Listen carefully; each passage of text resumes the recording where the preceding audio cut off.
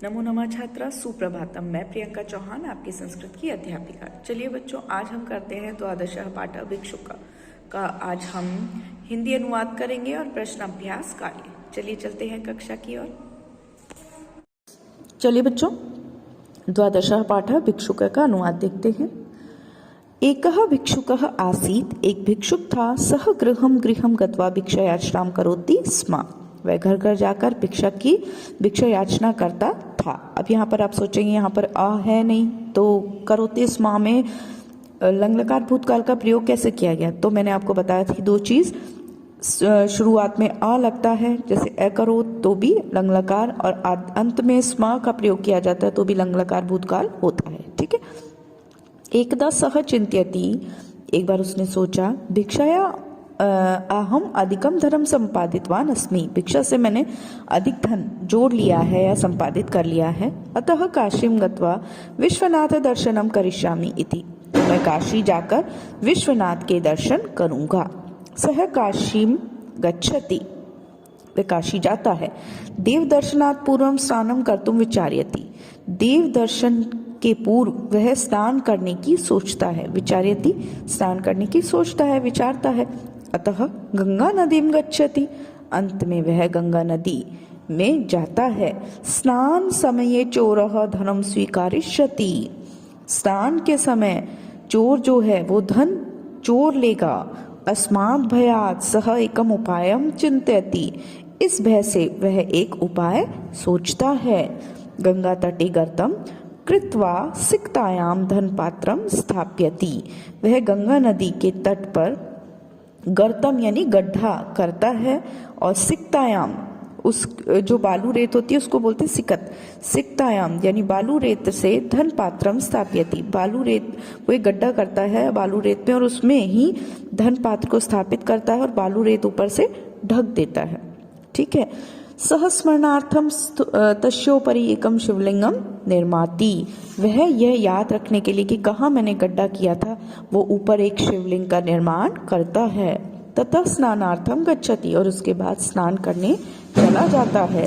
अनंतरम एकः तीर्थयात्रिकः आगच्छति, उसके बाद एक तीर्थयात्री वहां पर आता है।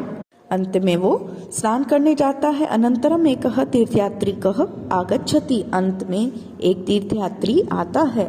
सह पश्यति अयम स्नानात् पूर्वम एकम शिवलिंगम निर्मितवान पुनः स्नानम करोति इति, वह भी उसे देखता है और सोचता है मैं भी स्नान करने से पहले एक शिवलिंग का निर्माण करता हूँ, फिर बाद में पुनः स्नान करता हूँ। अतः काश्याम इयं परंपरा अस्ति स्नानात् पूर्वम शिवलिंगम करणीयम इति, वो कहता है अच्छा यहाँ पर कोई परंपरा है कि स्नान करने से पहले यहाँ पर शिवलिंग का निर्माण करना होता है। इत्थम विचिंत्यति सोऽपि शिवलिंगम निर्माति, इस यह सोचकर वह भी सो अपि, यहाँ पर आया सो अपि यानी सह जमा अपि, तो ये अपूर्व आग्रह संधि हो गई है इसमें, इसलिए ये एस लगा हुआ है अपूर्वाग्रह। तो ये कहा गया है इत्थम विचिंत्यति, ये सोच कर वह शिवलिंग का निर्माण करता है। उस ततः स्नानार्थम गच्छति, और फिर उसके बाद स्नान के लिए जाता है। अपरः आगच्छति, दूसरा आता है। सोऽपि एवं एव करोति, वह भी ऐसा ही करता है।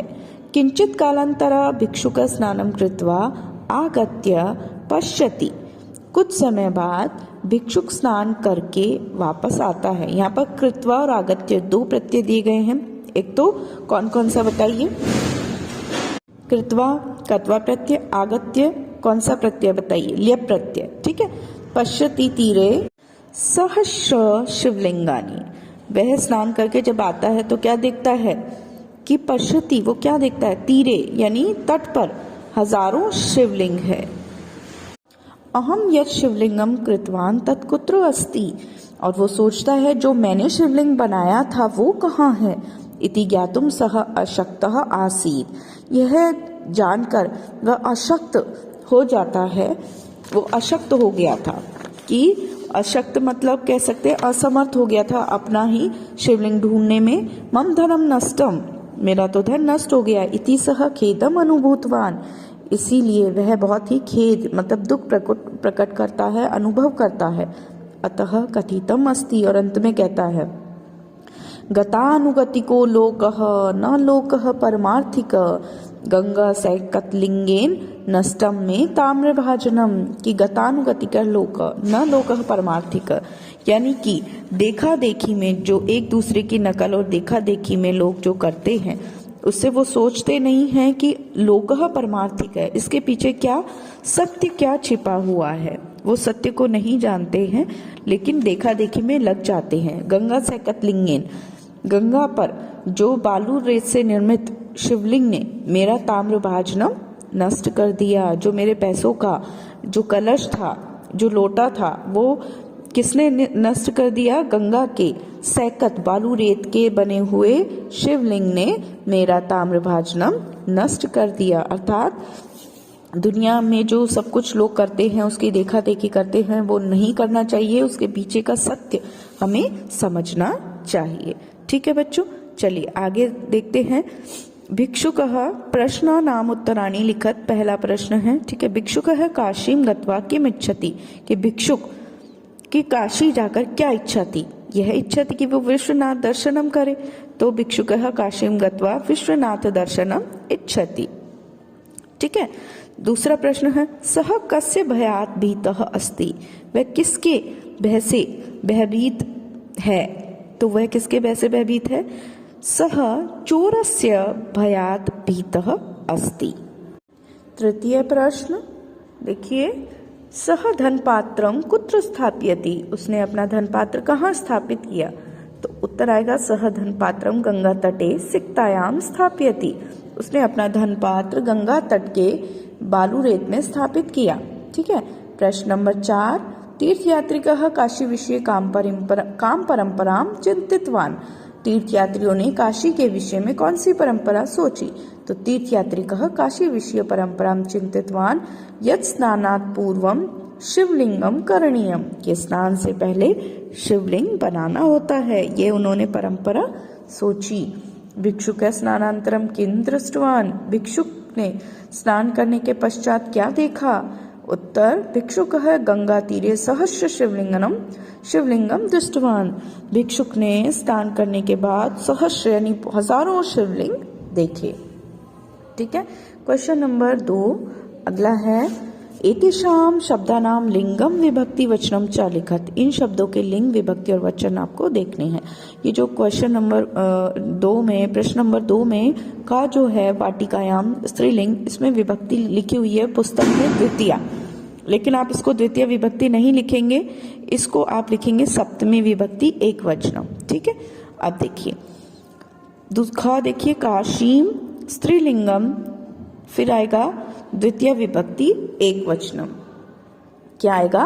द्वितीय विभक्ति एक वचनम। भयात पंचमी विभक्ति, भय से, यहाँ पर से तृतीय और पंचमी दोनों का है, लेकिन ये भय से दूर हट रहा है, इसको डर लग रहा है, तो भय से, वैसे भी धातु में हमेशा पंचमी विभक्ति का प्रयोग किया जाता है, तो बिना सोचे समझे हम भी धातु में हमेशा पंचमी विभक्ति का प्रयोग करेंगे, तो पुल्लिंग पंचमी विभक्ति एक वचनम। सिक्तायाम, समझ आ रहा है कि ये स्त्रीलिंग पद है, तो हम लिखेंगे लिंग स्त्रीलिंग, सप्तमी विभक्ति एक वचनम। स्नानार्थ नपुंसकलिंग, पंचमी विभक्ति एक वचनम। अंत में ता आ रहा है, सबको समझ आ रहा है? चलिए तीसरा प्रश्न, एतानि वाक्यानि शुद्धानि कुरुत, इन वाक्यों को शुद्ध करना है। सह स्नानम करोमि, वह स्नान करता है, तो सह करोमि नहीं आएगा, सह एक वचन की क्रिया है ना, प्रथम पुरुष एक वचन की, तो क्रिया भी प्रथम पुरुष एक वचन की होगी, कर्ता एक प्रथम पुरुष एक वचन है, तो सह स्नानम करोति आएगा। चोरः वस्त्रम स्वीकारिष्यन्ति, यहाँ पर चोर एक वचन है ना, कर्ता क्या है? एक वचन, तो यहाँ पर वस्त्रम स्वीकारिष्यन्ति, स्वीकारिष्यन्ति पद कैसा है? ये है बहुवचन का, जब चोर एक है तो स्वीकारिष्यन्ति नहीं आएगा, क्रिया भी कैसी आएगी? एक वचन की, तो चोरः वस्त्रम स्वीकारिष्यति, ते फलः क्रेतुम विपणिम गच्छति, अब यहाँ पर ते शब्द है जो कि बहुवचन का है, तत्ते तानी में ते, तो फलः जब यहाँ पर आता है तो फल शब्द में भी तृतीय विभक्ति होनी, फल शब्द में भी एक वचन, द्विवचन और बहुवचन का प्रयोग किया जाएगा। फल, फलम, फले, फलानी। फल शब्द तो होगा ही नहीं, क्योंकि फल शब्द कुछ नहीं होता है, स्टार्टिंग होती है फलम से। तो ते फलानी क्रेतुम विपणिम गच्छन्ति, ते के साथ हमेशा प्रयोग किया जाएगा गच्छन्ति का। अत्र जनाः स्नानार्थम आगच्छति, यहाँ पर लोग स्नान के लिए आते हैं, तो यहाँ पर प्रयोग किया गया है जनाः। तो यहाँ पर आगच्छति लिखा हुआ है, तो क्या आएगा? अत्र जनाः स्नानार्थम आगच्छन्ति, क्योंकि जब यहाँ पर लोग बहुत सारे हैं, बहुवचन की क्रिया है, तो क्रिया कैसी आएगी? बहुवचन की, एक वचन की नहीं आएगी। ठीक है, कर्ता बहुवचन है तो क्रिया भी बहुवचन की प्रयोग की जाएगी। ठीक है। क्वेश्चन नंबर 4, तुमुन प्रत्ययम संयोज्य पदानि रचयत। तुमुन प्रत्यय का संयोजन करते हुए पद की रचना करनी है।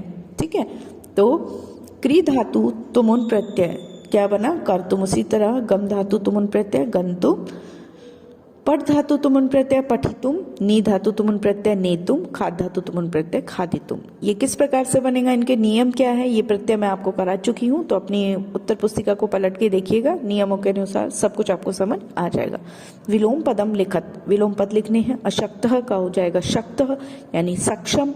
ज्ञानम का अज्ञानम, परा का होगा अपरा। ठीक है, ये पाठ में आपके आए हुए पद हैं, परह, अपहर, अपरह, है ना, और सक्षम। तो ये चीज जो पाठ में दी गई है उसका मैंने आपको अर्थ भी बताया। अपरह यानी होता है दूसरा। ठीक है, परह यानी अपना। उन्नतः, उन्नत, निम्न यानी नीचा। स्थूल का होगा कृश, स्थूल यानी मोटा, कृश यानी पतला। ठीक है, ये आप करेंगे। हिंदी भाषाया अनुवादम कुरुत। रमेशः मंदिरम गच्छति स्म, रमेश मंदिर जाता था। गमनात् पूर्वम सह पूजाया कृते वस्तूनि संगृह्णाति, जाने से पहले वह पूजा के लिए वस्तुओं को संग्रहित करता है। मंदिरम गत्वा देवान पूज्यति, मंदिर जाकर देवों की पूजा करता है। ततः गृहम आगत्य भोजनम करोति, उसके बाद घर आकर भोजन करता है। कार्यालयस्य कार्यम शीघ्रम भवेत् इति विचिन्ति यथा